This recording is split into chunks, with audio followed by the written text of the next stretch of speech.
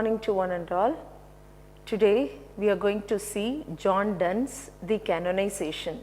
I am Dr.J.Sobhana Devi, Associate Professor of English, SFR College for Women, Sivagasi.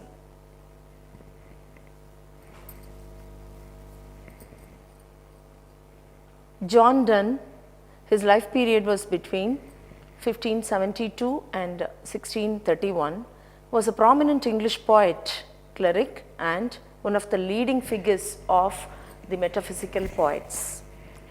His famous works his work is characterized by its deep emotional intensity, intellectual playfulness, and innovative use of metaphors known as conceits. Donne's poetry often explores themes of love, religion, and morality, blending the spiritual with the physical in a way that was unique for his time. He was born into a Roman Catholic family at a time when Catholicism was illegal in England. Donne faced many challenges due to his faith.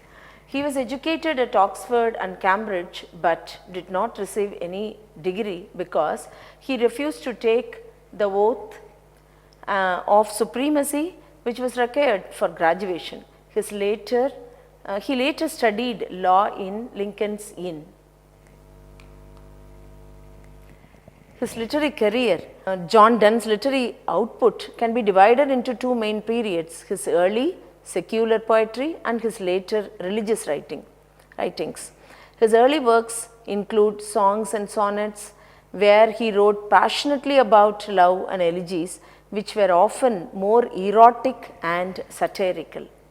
Famous poems from period include The Flea, The Good Morrow, and A Valediction forbidding mourning.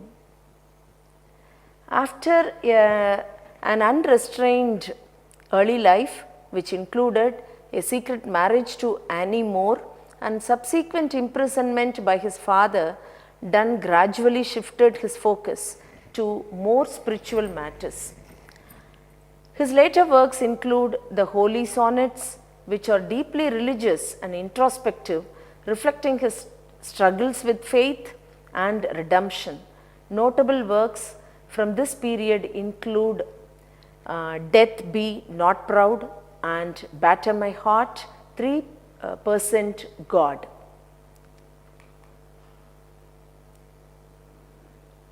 And one of his famous poems is No Man is an Island. And his famous prose pieces are Devotions upon Emergent and Occasions, and the another one is, as I said earlier, No Man is an Island. John Donne's major themes let us see now. His poetry and prose explore a wide range of themes, often intervening the personal with the universal and the physical with the spiritual. Some of the most prominent themes in his works include love, death and morality, religion and faith, metaphysical concerns, the passage of time, conflict and paradox, etc. When we see his style, Donne's writing style is distinct and innovative, marked by several key features that set him apart from his contemporaries and make him a central figure in the metaphysical poetry movement. Here are the main characteristics of his style: metaphysical conceits, and then paradoxes, as we are seeing now, and irony, dramatic and conversational tone, vivid imagery, themes of love and morality and religion, personal and reflective. And the poem that we are going to see today is The Canonization. Let me just give you the definition for the word canonization. The word canonization means the act or the process of changing an ordinary religious person into a saint in Catholic Christian religion. This title suggests that the poet and his beloved will become saints of love in the future. and they will be regarded as saints of true love in the whole world in the future. The speaker of the poem is an old man who has just got the good luck of having a young beloved, but unluckily he is being disturbed by a man who comes into a place where he is making love. This intruder seems to have told him not to do like this. The old lover gives energy to reply to him. Donne's Canonization is an example of metaphysical poetry. It also uses conceits, allusions from the medieval philosophy of metaphysics, a dramatic situation, and an impassioned monologue, that is a speech-like rhythm and colloquial language, all of which make it a typical metaphysical poem. The personal in the poem speaks about the transformation of worldly lovers into holy saints, as in the Catholic Christian custom of canonization. The speaker in the poem claims that he and his beloved will be canonized when the poet immortalizes their love, and that lovers of the future will invoke to them to give them the strength of spiritual love. The physical passion is to unite them into one soul and transform them into saints of love.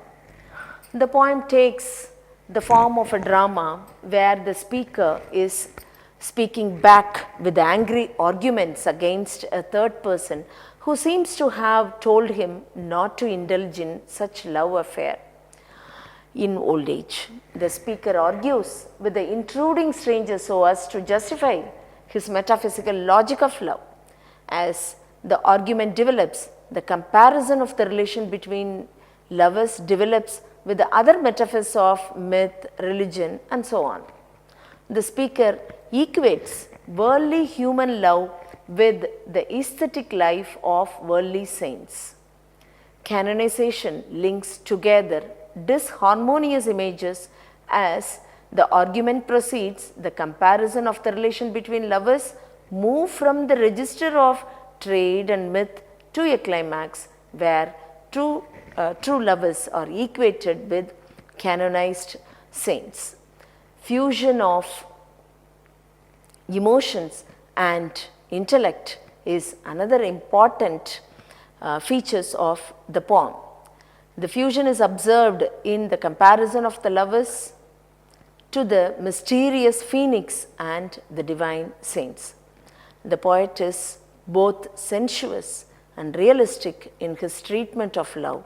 The romantic affair and the moral status of the worldly lovers are compared to the aesthetic life of unworldly saints. We see the canonization is in many ways a typical metaphysical poem where the complexity of substance is expressed with simplicity of expression.